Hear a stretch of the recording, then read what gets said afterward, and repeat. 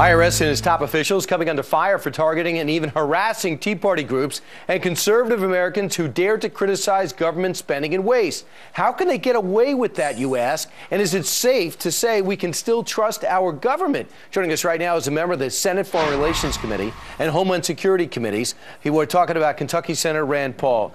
Senator Paul, the IRS on the loose, but focusing only on Tea Party affiliated groups. Your reaction, and you heard about this before this became a big deal. Yeah, and one of the things is I know one of the groups. I've spoken to one of the 912 groups that was inspired by Glenn Beck in Lexington. Eric Wilson has a 912 group there with thousands of members, and they were targeted by the IRS.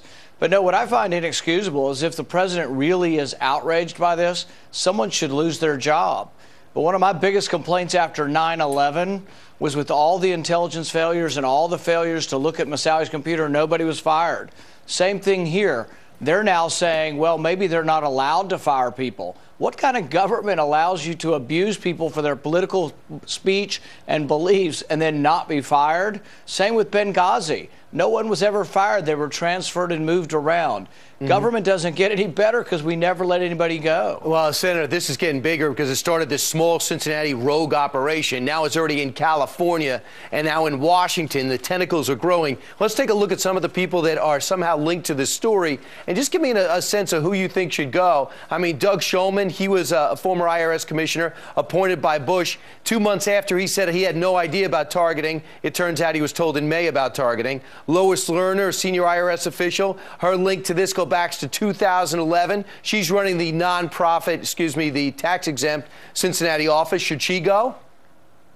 Well, I'm not sure who goes, but it surely should be investigated. Anybody who was aware of and approved of targeting people for their political beliefs and speech needs to be fired, never in this position again, and made an example of. Senator, there's no there there. The President of the United States made it clear yesterday, kind of angry, fuming. He says, why do you keep on focusing on talking points? There's nothing new. What's your reaction to that? On the targeting with, repeat that again, with Benghazi? Over in Benghazi yesterday, the president took two questions. One question, but two answers. One was the IRS. The other one was about Benghazi. He says there's no there there. Nothing is new about this. Yeah, you know, what I would say has always been biggest to me in Benghazi is they asked and pleaded for security in advance, well in advance, and it was denied. When Ambassador Pickering investigated, he said, well, the decisions were made well below Hillary Clinton. To me, that's the real problem. Hillary Clinton should have been involved, and it is her job as Secretary of State to be involved with security in Libya.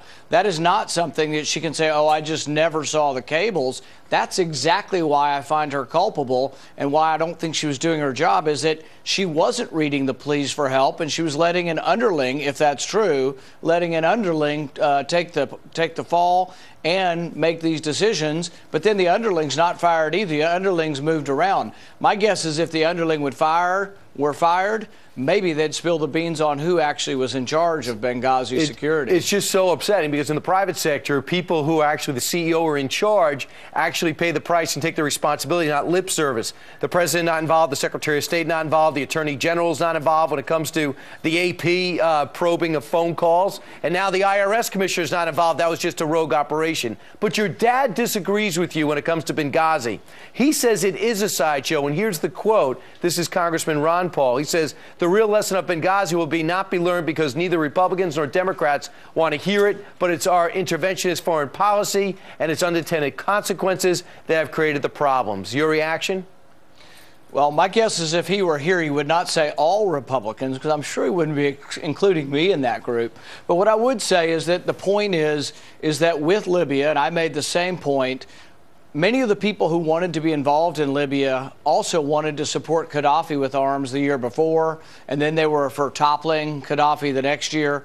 That this eagerness to get involved in war sometimes has unintended consequences. I think it's still yet to be determined what happens in Libya, whether the government that takes over is more pro-American or less pro-American than the previous government. Same exists in Egypt, and the same exists in Syria.